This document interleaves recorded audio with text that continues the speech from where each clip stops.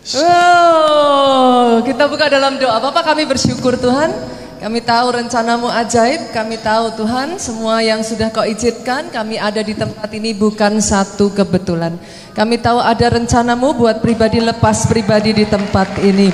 Itu sebabnya Tuhan, urapi lidah bibir anakmu ini. Setiap perkataan yang keluar dari lidah bibir ini Tuhan, firmanmu, remamu berbicara buat setiap kami. Di dalam satu namamu Yesus Tuhan yang penuh kuasa.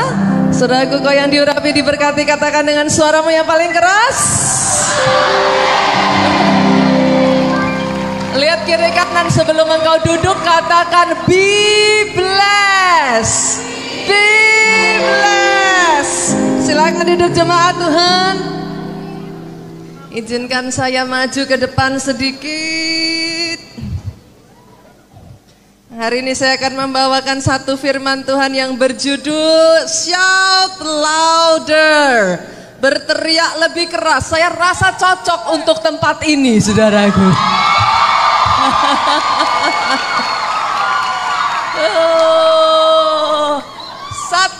Satu judul firman yang menurut saya cukup unik, tetapi saya percaya ada hati Tuhan di situ. Ada isi hati Tuhan di sana, saudaraku. Saudaraku, coba renungkan ya. Kapan kita ini ada di dalam keadaan yang harus berteriak? Kecuali malam ini ya. Kapan kita ada di dalam keadaan di mana saudara harus berteriak? Kalau punya masalah, kata Bapak ini, saudaraku. Justru dalam keadaan yang urgent kita seringkali berteriak. Anak saya setiap hari Minggu akan teriak kepada saya, "Mom, mereka panggil saya Mom, jangan lupa bawa handphonenya." Seringkali di dalam keadaan urgent, saudaraku, ketika kau butuh pertolongan, engkau akan berteriak, "Tolong saya Tuhan." Betul, saudara? Dalam keadaan apa lagi, saudaraku? Dalam keadaan bahaya. Betul?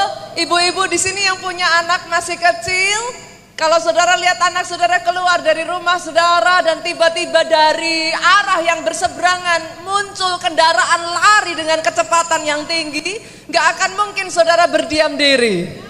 Saudara akan segera berlari. Kalau perlu saudara teriak lebih keras. Saudara katakan, "Awas nak, hati-hati nak." Betul, saudaraku. Dan hari ini saya akan memulai dengan teriakan seorang yang bernama Bartimeus. Kita buka ayatnya terlebih dulu, kita lihat dari Markus pasalnya yang ke-10. Markus ayatnya yang pasalnya yang ke-10, ayatnya yang ke-46 sampai ayatnya yang ke-52. Yang sudah ketemu katakan amin. Yang sudah ketemu, karena aminnya lihat ke depan juga aminnya yang keras, saudaraku. Saya kepingin menguji saudara. Rumor yang saya dengar, saudaraku, tempat ini kalau ada ibadah, saudaraku, pembicara tamu yang hadir, rumor yang saya dengar suaranya itu menggelegar.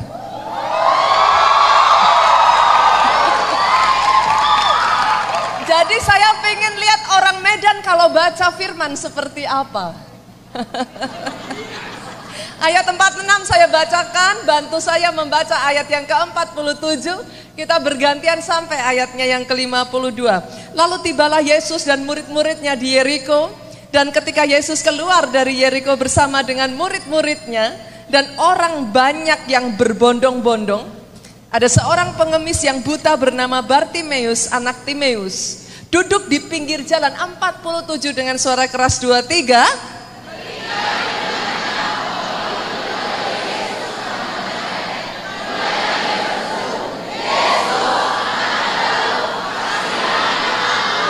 Ternyata rumornya lebih dari yang saya dengar. Ayat 48 berkata demikian, banyak orang menegurnya supaya ia diam. Namun semakin keras ia berseru, "Anak Daud, kasihanilah aku." 49 dengan suara keras. Lalu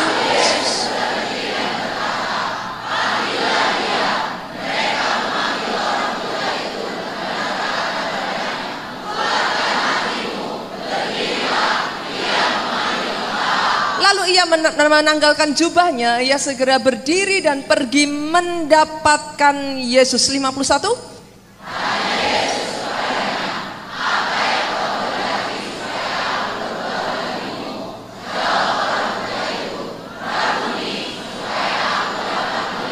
Lalu kata Yesus kepadanya, pergilah, imanmu telah menyelamatkan engkau. Pada saat itu juga melihatlah ia, lalu ia mengikuti Yesus di dalam perjalanannya. Dari ayat ini saudaraku, kita berkenalan dengan satu sosok pribadi yang bernama Bartimeus. Siapakah Bartimeus ini, saudara? Ayat 46 mengatakan bahwa dia adalah seorang pengemis. Setidaknya dari ayat ini saya bisa mengatakan, saudaraku, Bartimeus ada di dalam kesulitan ekonomi. Setuju, saudaraku? Atau mungkin sebagian dari saudara berkata, belum tentu, pastor. Oke lah, saudara. Tapi setidaknya Bartimeus dalam keadaan yang butuh pertolongan. Tapi bukan hanya itu saja, saudaraku. Ayat 46 ini mengatakan bahwa bukan hanya dia adalah seorang pengemis, dia adalah seorang pengemis yang buta, saudara. Masalahnya, saudara, saya banyak berjumpa dengan orang-orang yang butuh pertolongan tapi tidak mau ditolong, saudara. Pernah ketemu yang seperti ini? Banyak katanya, saudara.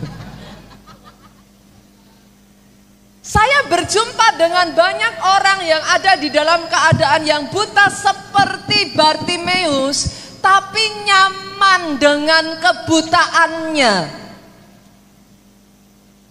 Yang membuat saya tertarik dengan pengemis yang satu ini, saudara. Yang membuat dia berbeda, saudaraku. Dia menyadari keberadaannya. Dia sadar siapa dirinya. Pertanyaan saya buat saudara, bagaimana dengan engkau? Apakah engkau sadar keberadaanmu? Hari ini, saudaraku, firman mengingatkan kepada setiap kita. Mungkin saudara tidak seperti Bartimeus, sebagian dari saudara berkata, pastor, tapi saya tidak miskin secara jasmani. Oke, saudaraku. Sebagian dari saudara mungkin juga berkata kepada saya, pastor, I'm not a beggar. Saya bahkan bukan seorang pengemis. Tapi izinkan hari ini saya berkata kepada saudara, berapa banyak engkau yang ada di tempat ini. Mungkin tidak secara jasmani engkau miskin, tapi berapa banyak yang rohmu kering. Berapa banyak, saudaraku, yang engkau ada di dalam keadaan yang letih, berjuang di dalam kehidupanmu. Sebagian dari saudara kau katakan, pastor, saya sudah tidak punya pengharapan lagi. Habis air mata ini, pastor. Tidak kurang saya berdoa, tidak kurang saya berseru. Kalau ada di tempat ini engkau yang ada di dalam keadaan yang sama seperti Bartimeus, dan engkau berkata, pastor, kering air mataku, tidak tahu lagi apa yang harus saya lakukan.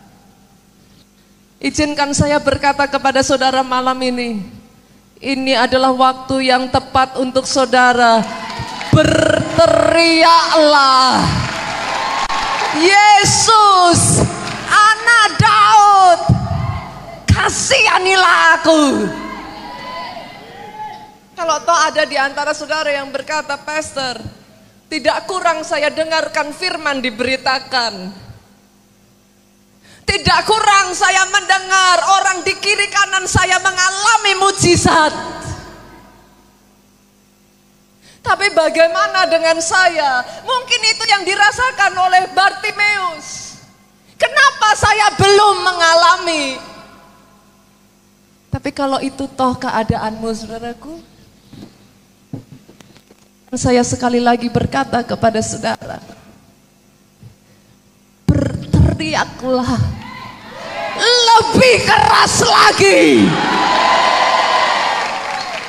Yesus, anak Daud, kasihanilah aku. Yang menarik buat saya dari pengemis yang bernama Bartimeus ini, saudaraku, dia menyadari keadaannya. Dia tahu keberadaannya. Satu ketika Yesus lewat, Yesus bertanya kepada Bartimeus, apa yang aku bisa lakukan buat engkau? Berapa banyak kita datang ke gereja, seringkali saudaraku kita katakan, Tuhan, keuanganku. Berapa banyak kita seringkali datang ke gereja dan kita berkata, Tuhan, keluargaku. Berapa banyak kita datang ke gereja dan kita berseru kepada Tuhan, Tuhan, kesembuhan Tuhan, aku butuh mujizat-Mu. Tapi dengar ini saudaraku, ada satu jawaban yang diberikan oleh Bartimeus kepada Yesus hari itu. Dia tidak berkata yang lain. Dia katakan kepada Yesus, Rabuni, supaya aku bisa melihat. Bartimeus menyadari keberadaannya, saudaraku. Dia sadar, bukan yang lain yang dia butuhkan. Dia sadar, dia tidak minta yang lain. Adalah hal yang wajar, saudaraku, buat seorang Bartimeus yang adalah seorang pengemis. Untuk dia mengatakan, emas dan perak, itu yang aku butuhkan. Betul, saudara?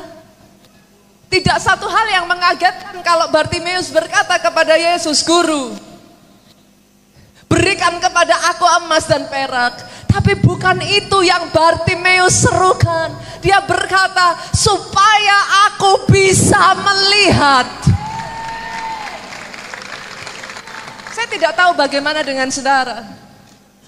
Tapi kalau ada di tempat ini yang kau berkata, Pastor, berapa banyak waktu-waktu ini, jujur, I don't know what to do. Saya nggak tahu apa yang harus saya lakukan. Saya melayani, saya lakukan yang terbaik, tapi saya buta, I don't know what to do. Saya nggak tahu apa yang harus saya kerjakan, Pastor. Kalau tahu ada sebagian di tempat ini mungkin, saya tidak tahu, saudaraku. Ada yang sempat masa pandemi kemarin meluluh lantakkan imanmu. Hari ini izinkan saya berkata di tempat ini, berserulah lebih keras lagi, Rabuni, supaya aku bisa melihat. Berbicara tentang penglihatan ini, saudaraku, ada dua hal.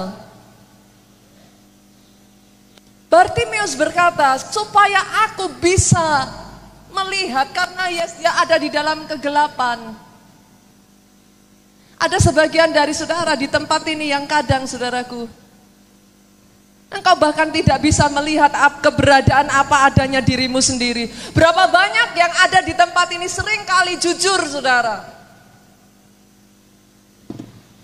engkau harus memaksakan tersenyum. Engkau harus memaksakan kuat. Bagaimana tidak, Pastor? Saya pemimpin kelompok sel. Tapi berapa banyak yang jauh di dalam hatimu engkau menangis. Engkau hancur. Berapa banyak yang di dalam hatimu engkau terpuruk. Berapa banyak yang engkau berusaha untuk tersenyum. Engkau mengerjakan semuanya, pelayanan dan semua yang kau bisa kerjakan. Tapi ketika tidak ada satu orang pun yang melihat engkau menangis. Hari ini izinkan saya berkata kepada saudara. Ketika dia melihat engkau, saudaraku, dia punya rencana yang besar atas pribadi, lepas pribadi, lepas pribadi, lepas pribadi di tempat ini. Dia punya rencana yang besar. Rencananya atas hidupmu belum selesai.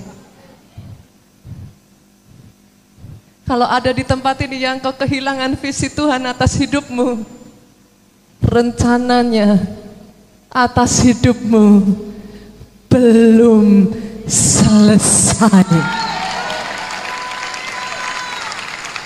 Tapi yang kedua, saudaraku, ketika Bartimeus berkata, "Rabuni, supaya aku dapat melihat." Pernahkah saudara berpikir, apa yang Yesus lihat? Seringkali sebagian dari kita berkata, "Pastor, tapi keadaan saya sendiri, Pastor. Saya sendiri masih butuh pertolongan, Pastor. Pastor, saya masih butuh dibantu." Tapi hari ini, saudaraku, penasaran enggak apa sih yang Yesus lihat? Boleh kita baca? Kita lihat, yuk kita buka. Kita lihat di dalam Markus pasalnya yang ke-6 ayatnya yang ke-34. Markus pasalnya yang ke-6 ayatnya yang ke-34 mengatakan, ketika Yesus mendarat, saudaraku, ia melihat sejumlah besar orang banyak. Maka tergeraklah hatinya oleh belas kasihan kepada mereka, karena mereka seperti domba yang tidak mempunyai gembala. Lalu mulailah ia mengajarkan banyak hal kepada mereka. Ayat ini berkata ketika Yesus mendarat. Buat saya, saudaraku, this is the beauty of the Bible. Kadang seringkali banyak kita hanya baca Alkitab lompat-lompat. Dan itu membuat kita tidak bisa mendapatkan apa arti yang sesungguhnya. Tapi kalau saudara melihat ayat yang sebelumnya, ayat ini berkata ketika Yesus mendarat, sebenarnya Yesus dari mana? Kok dikatakan Yesus mendarat? Yuk kita buka ya saudaraku, Markus 6. Markus 6 ayatnya yang ke-31 sampai ayatnya yang ke-32. Dari manakah Yesus, saudaraku? Markus 6 ayatnya yang ke-31 sampai ayatnya yang ke-32. Lalu ia berkata kepada mereka, marilah ke tempat yang sunyi, supaya kita sendirian dan beristirahat seketika. Sebab memang begitu banyaknya orang yang datang dan yang pergi, sehingga makan pun mereka tidak sempat. Izinkan saya menggambarkan kepada saudara apa yang sebenarnya terjadi, saudaraku. Yesus di dalam keadaannya yang begitu lelah, setelah dia melayani sepanjang waktu, saudaraku, satu titik Yesus berkata kepada murid-muridnya, yuk kita pergi sejenak. Yesus capek dalam keadaannya sebagai manusia, saudaraku. Yesus berkata, yuk kita pergi ke tempat sunyi, yuk kita menyepi dulu. Karena dikatakan di sini begitu banyaknya, memang sangat banyak orang, saudara, sampai makan pun mereka tidak sempat. Singkat cerita, saudaraku, Yesus ini ada di dalam keadaan yang sedang pengen istirahat. Tadinya dia diem-diem, saudara. Katakanlah, saudaraku, gembala sidang saudara sedang dalam keadaan yang capek, maka dia akan katakan kepada istrinya, Ibu Popi, "Mah, kirim aku ke Jakarta," katanya, saudaraku. Kadangkala, saudaraku, yang namanya hamba Tuhan kita juga bisa capek. Yesus pun bisa capek setelah dia melayani sehari-harian. Dan di tengah keadaannya yang begitu capek ini, saudaraku, ayat 32, maka berangkatlah mereka untuk mengasingkan diri dengan perahu ke tempat sunyi. Yesus pergi, dia mengasingkan diri, saudaraku. Tapi lihat ayat 33 mengatakan, tetapi pada waktu mereka bertolak, banyak orang melihat mereka dan mengetahui tujuan mereka, Dengan mengambil jalan darat, segeralah datang orang dari semua kota di tempat itu, sehingga mendahului mereka. Ternyata ketika Yesus mau bersembunyi, tetap ketemu juga, saudaraku. Bolehkah Bapak Ibu saya bertanya seperti apa keadaan Yesus saat itu? Dia lelah, dia capek. Tapi lihat ayatnya yang ke-34, this is the beauty. Inilah keindahan dari firman, saudaraku. Dalam keadaannya yang begitu lelah, ketika Yesus mendarat, baru saja dia menjejakkan kakinya di darat, saudaraku. Apa yang terjadi? Sejumlah besar orang banyak mendatangi dia. Apakah saudara tahu apa yang Yesus lihat? Yes, dia melihat engkau.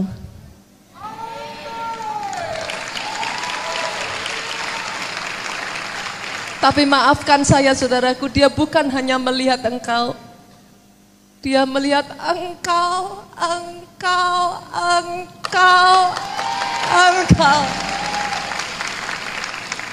Bukan hanya engkau yang dia lihat, tetapi berapa banyak orang di luar sana yang masih membutuhkan pertolongan Tuhan.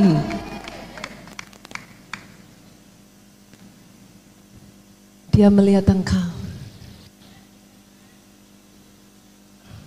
Dan tahukah saudara, ketika dia melihat engkau, apa yang dia lihat? Sebagaimana Tuhan jadikan engkau, engkau sempurna di matanya. Hari ini jangan izinkan orang berkata sebaliknya. Jangan izinkan ada orang yang merendahkan engkau. Jangan izinkan ada orang yang mengatakan engkau tidak cukup. Tapi dia melihat engkau. Engkau indah di matanya.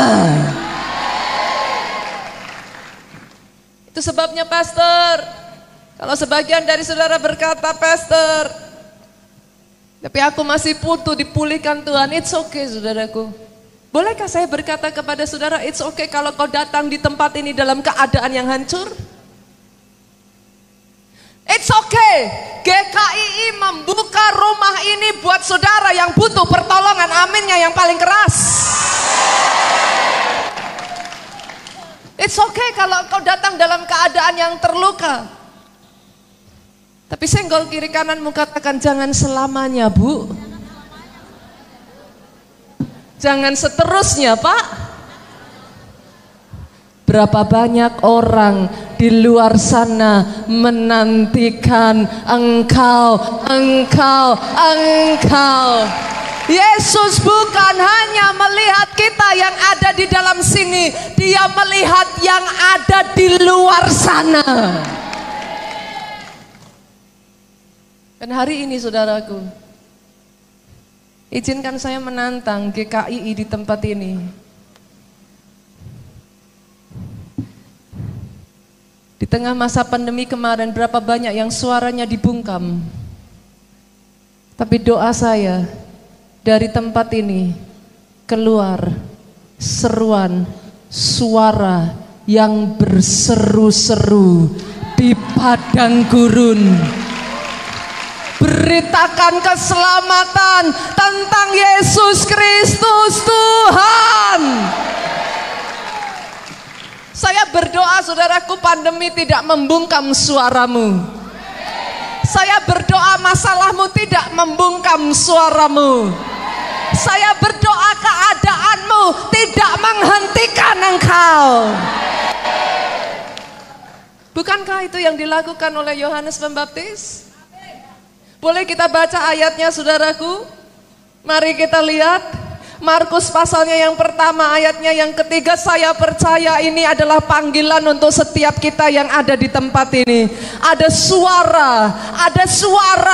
Oh, hari ini, malam ini saya mendengar ada suara. Ada suara orang yang berseru-seru di padang gurun. Persiapkanlah jalan untuk Tuhan.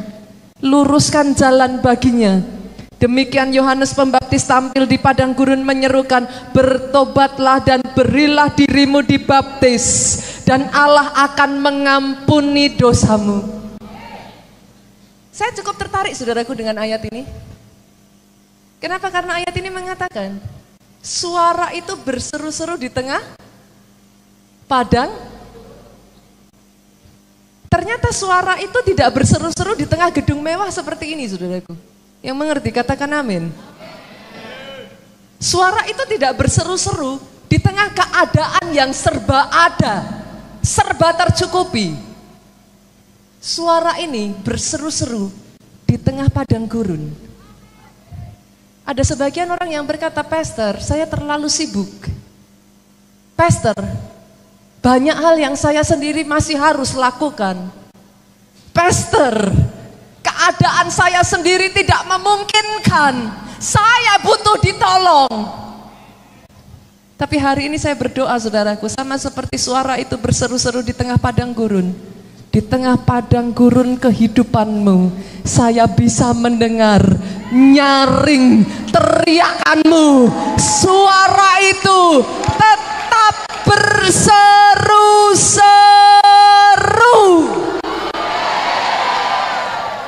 Karena kalau kita nggak hati-hati saudaraku, satu kali saudara ada sebuah kisah yang sangat menarik saudara, tentang sebuah live station Pak. Ada sebuah tempat di mana di tempat itu sering terjadi kecelakaan kapal saudara. Begitu seringnya tempat itu terjadi kecelakaan kapal sampai-sampai orang di sekitar membuatkan tempat seadanya saudaraku, sehingga selalu ada orang yang siaga untuk menolong orang-orang yang hanyut ataupun jatuh dari kapal itu saudara.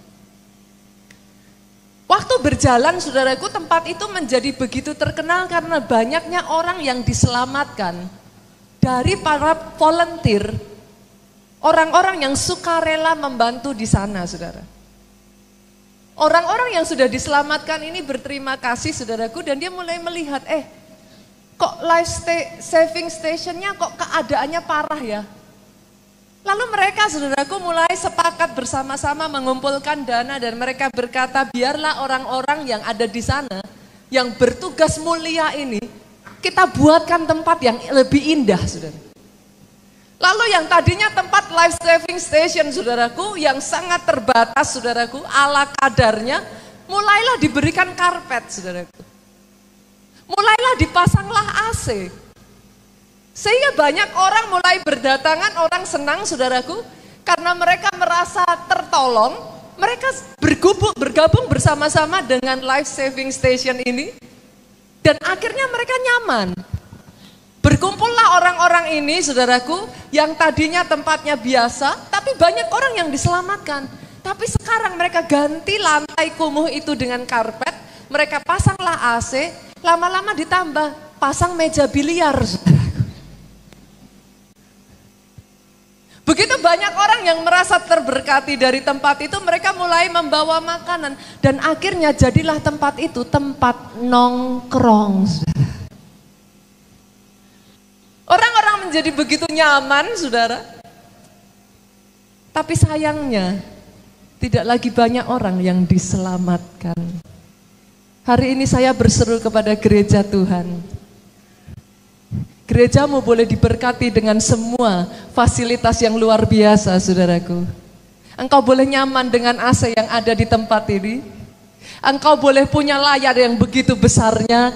Tapi jangan lupa siapa dirimu di tempat ini. Engkau suara yang berseru-seru di padang gurun.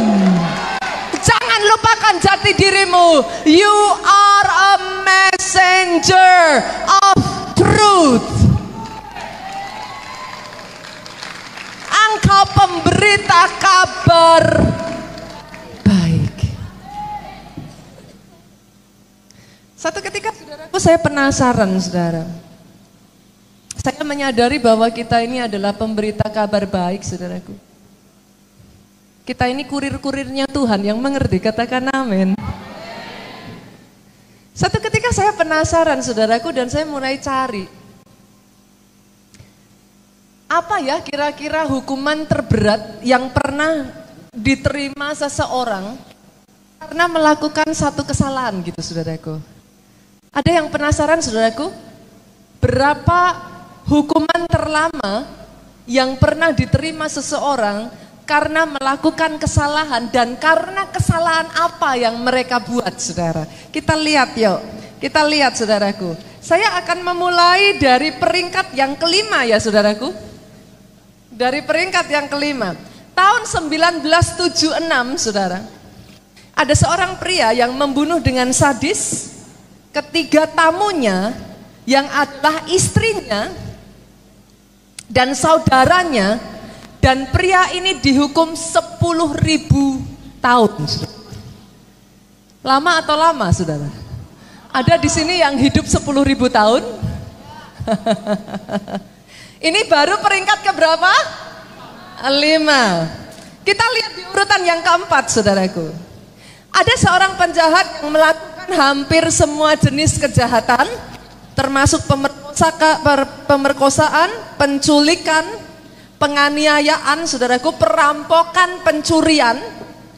Dan karena itu hakim memutuskan hukuman selama 21.750 tahun penjara. Lebih ngeri lagi ya saudaraku ya, lebih ngeri lagi. Dan ada kabar baik saudaraku. Karena dia berkelakuan baik, hakim memutuskan untuk mengurangi hukumannya sebanyak 500 tahun, saudara. Jadi tersisalah hukumannya menjadi 21.250 tahun. Karena apa tadi? Pembunuhan, perampokan, penculikan, pemerkosaan, saudara. Oke, sekarang kita lihat, penasaran nggak dengan urutan ketiga, saudara? Kita lihat ya. Ada seorang pria pedofil, saudara, yang menjadi predator anak. Dia memperkosa 6 orang anak.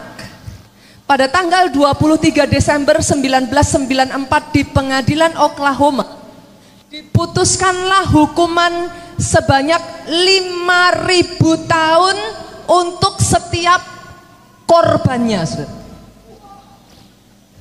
Berarti kalau 6 anak hukumannya berapa Bapak Ibu? 30.000 tahun. Kita lihat yang kedua ya saudaraku. Mulai tarik nafas ya, ini apalagi pastor. Di urutan kedua, tahun 1989 Thailand digemparkan dengan penipuan korporasi yang memakan korban lebih dari 16.000 orang dengan jumlah uang yang sangat fantastis, yaitu 204 juta US dollar, saudara. 1 juta US dollar itu senilai sekitar 15 miliar. Kira-kira kalau 204 juta kalikan saja, saudaraku. Oke, 204 juta. Guinness Book of Record mencatat kasus ini sebagai penipuan dengan jumlah uang paling banyak. Pengadilan Thailand rupanya menganggap kejahatan ini sangat serius karena korbannya begitu banyak, sehingga akhirnya menjatuhkan hukuman penjara kepada pelaku ini selama 141.078 tahun. Ini masih urutan keberapa Bapak Ibu? Penasaran nggak urutan pertama jatuh kemana, saudara? Tadi urutan kelima kepada orang yang membunuh. Urutan keempat jatuh kepada pemerkosa, penculik, pencuri. Urutan ketiga tadi juga jatuh kepada pedofil. Yang kedua jatuh kepada orang yang menggelapkan uang. Urutan pertama jatuh di mana, saudaraku? Nah ini, saudara. Pada tanggal 11 Maret 1972, seorang pemuda berusia 22 tahun bernama Gabriel Grandos dari Majorca, Spanyol diputuskan bersalah karena lalai mengirim 42.768 surat. Hukuman ini dijatuhkan kepada pemuda ini Dan di setiap surat yang dia lalai kirimkan, dia menerima hukuman 9 tahun penjara. Sehingga apabila dikalikan, saudaraku, Gabriel ini menerima hukuman sebanyak 384.912 tahun. Inilah hukuman terlama sepanjang abad, saudara. Tapi sebagian dari saudara akan melihat kepada saya dan saudara akan berkata, Pastor, kesalahan apa yang dibuat orang ini sehingga dia layak mendapat hukuman seberat itu? Dia lalai mengirimkan surat. Pastor, apa poin Pastor? Seberapa banyak dari saudara di tempat ini yang setuju dengan saya? Kita adalah kurir-kurir yang seharusnya mengirimkan kabar baik itu kepada orang di luar sana. Pastor, apa yang orang ini lakukan sampai berhak menerima hukuman begitu rupa? Yang tidak disadari banyak orang, berapa banyak orang yang hancur karena satu surat yang tidak diterima.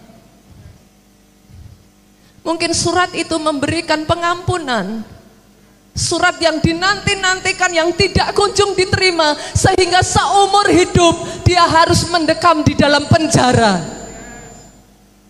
Mungkin surat itu adalah surat permintaan maaf yang apabila surat itu diterima, akan ada pasangan suami istri yang keluarganya dipulihkan. Mungkin surat itu adalah surat penerimaan kerja,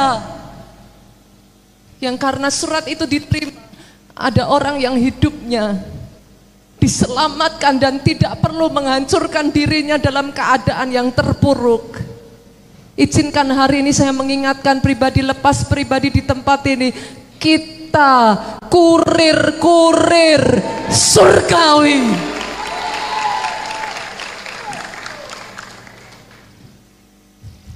Berapa banyak surat yang dari engkau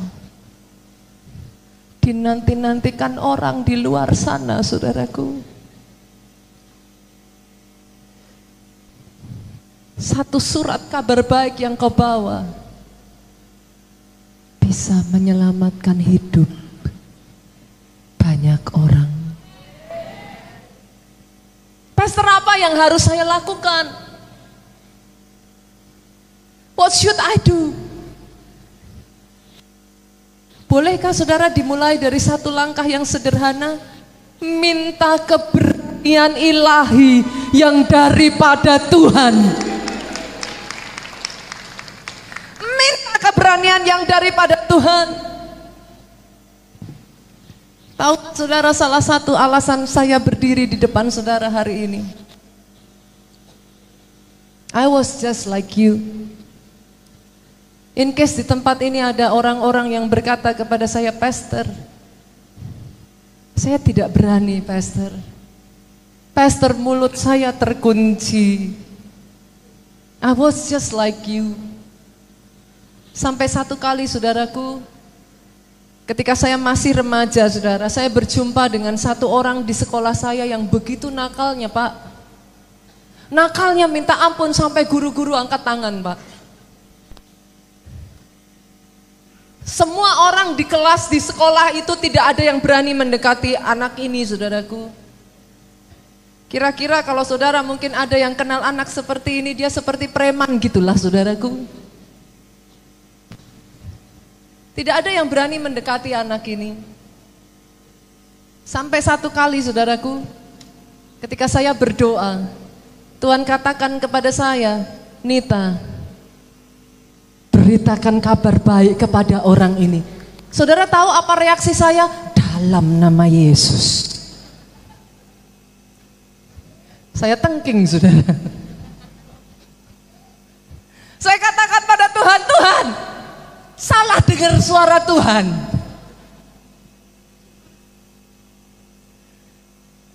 Tapi hari itu saya memutuskan, saudara,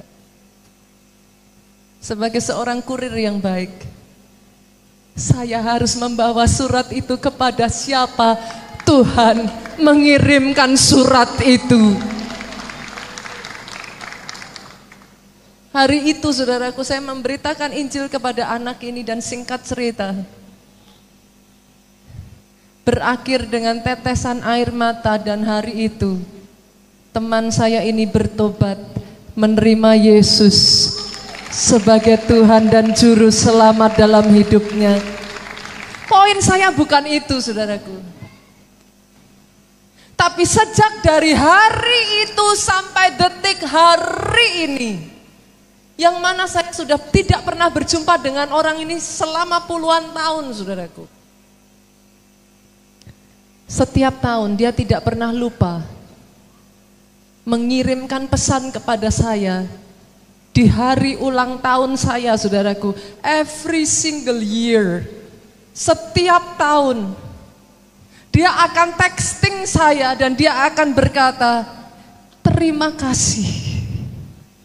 Selamat ulang tahun untuk orang yang memperkenalkan aku kepada Yesus Kristus Juru Selamatku.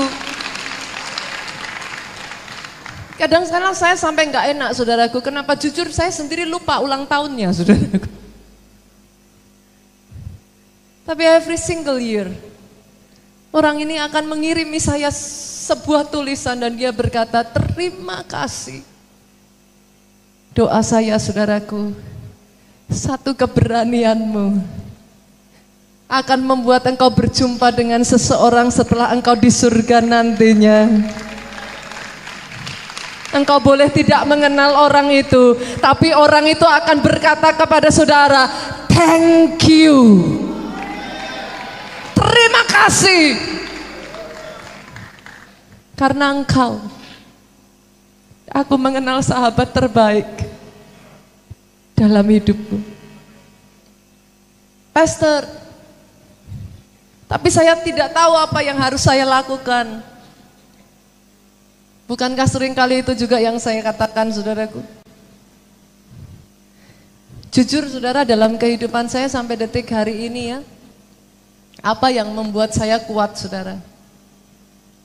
Beberapa waktu yang lalu saudaraku, saya diizinkan bertemu dengan salah seorang bapak saudaraku. Kadang di dalam keadaan yang saya tidak tahu what to do saudara. Saya tidak tahu apa yang harus saya katakan. Tapi cukup dalam hati saya berkata, Tuhan, saya mau dipakai Tuhan. Satu kali saudara, ada seorang bapak jauh-jauh dari Manado saudaraku, dia datang ke Jakarta. Saya diberitahu oleh salah seorang pelayan Tuhan yang ada di gereja bahwa bapak ini ingin berjumpa dengan saya. Tapi karena waktu saya terbatas saudaraku, saya harus segera naik ke atas mimbar. Saya katakan kepada jemaat ini saudaraku, kepada pelayan Tuhan ini, bolehkah tunggu setelah selesai firman? Akhirnya sungguh saudaraku, bapak ini menanti. Dia menunggu saudara. Pada saat saya turun dari mimbar saudaraku, saya keluar, saya berjumpa dengan bapak ini. Saya jabat tangannya saudaraku. Apa yang saya lihat, tangan itu gemetar. Bahkan ketika dia akan berbicara saudara, mulutnya gemetar. Ini yang bapak itu katakan kepada saya, Pastor, ini adalah minggu pertama saya bisa berjalan kembali setelah di masa pandemi kemarin saya mengalami sakit yang begitu parah. Saya tidak bisa berdiri, saya menjadi seperti sayur, saya tergeletak, tidak berdaya. Ini adalah minggu pertama saya bisa kedua kaki saya sendiri. Bapak itu datang menemui saya saudaraku dan dia berkata, saya tanya, Pak, apa yang bisa saya lakukan buat Bapak? Pastor, saya tidak perlu pastor lakukan apa-apa. Saya hanya ingin berterima kasih. Dia menceritakan kisahnya saudaraku, dan ternyata selama masa pandemi itu saudara, dia mengalami satu penyakit yang membuat dia terpuruk.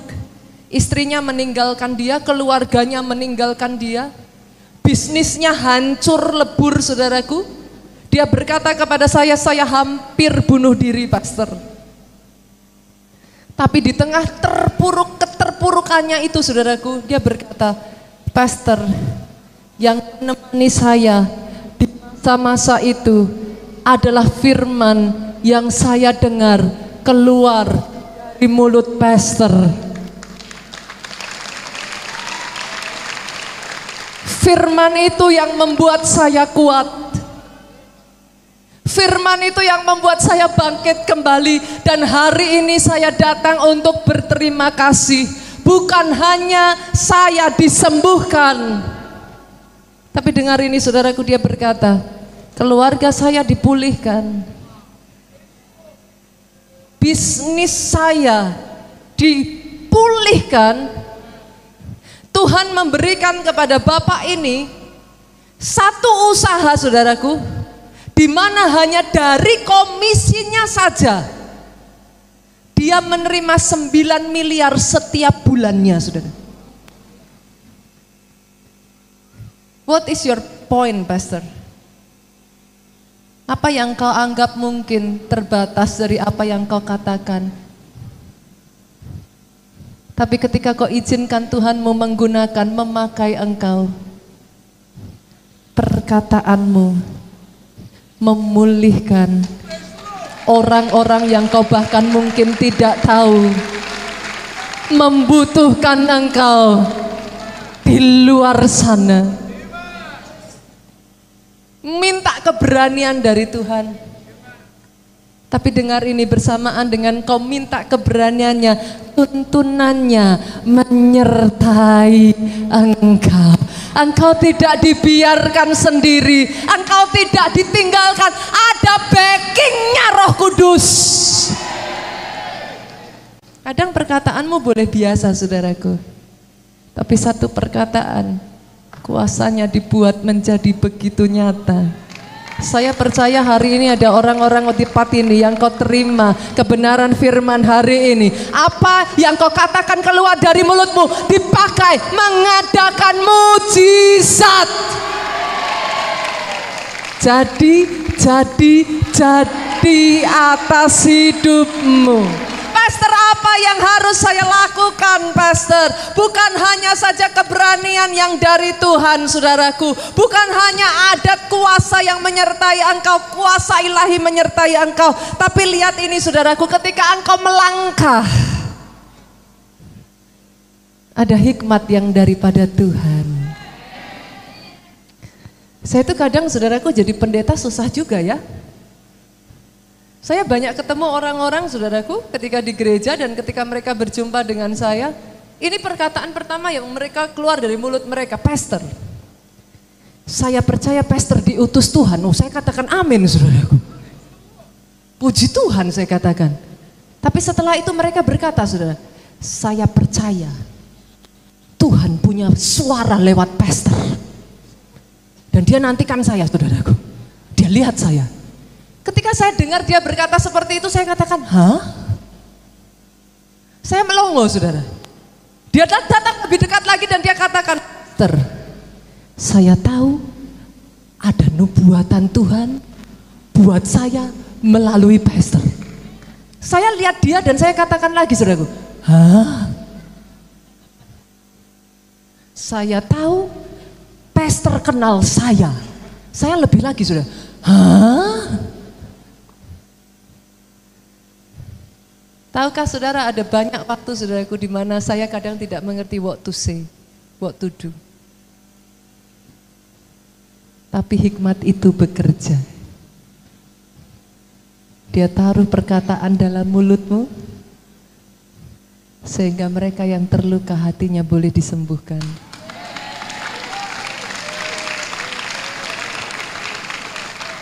Dia taruh kuasa dalam tanganmu, sehingga ketika kau tumpang tangan si sakit disembuhkan. Dan malam ini saya percaya Dia berikan, saudaraku, kuasa di mulutmu, sehingga apa yang kau perkatakan dijadikannya. Berapa banyak dari tempat ini, saudara, orang-orang yang mau berkata, Tuhan, ini aku, utus aku.